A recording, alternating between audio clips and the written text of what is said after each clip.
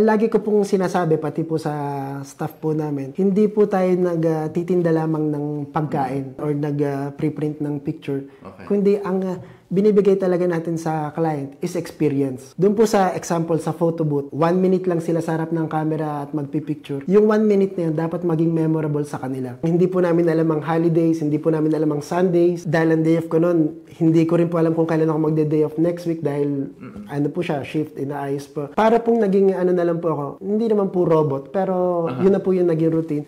Ang naging challenge po talaga doon, hindi ko nakakasama ang parents ko sa mga holiday na natanggap ko. Pero nung nagkaroon na po ako ng asawa, ng anak, na hindi ko po sila nakakasama sa holiday, naisip ko na paglaki ng daughter ko, hindi naman niya maaalala na, ay, ang tatay ko nagtrabaho ng sobrang tagal, nagtrabaho siya para sa akin. Ang maalala lang po niya, wala siya nung birthday ko, wala siya nung simpleng paglabas ko man lang sa school, hindi ako nasundo. Whatever you do, dapat you always aim for excellence. Kahit po nung yung 8 hours pong experience ko, 8 hours na naglilinis ng lambaso. Kung yun yung trabaho ko nun, sabi ko, dapat akong pinakamagaling na tagalinis ng baso. Kung ako yung magwawalis, gusto ko ako yung pinakamagaling na magwawalis. Dito po sa restaurant na po, you should always try to be the best in whatever you do. Kung hindi mo man maibigay yung best mo, at least makita nung guest mo, ng client mo na tinatry mong ibigay yung best mo.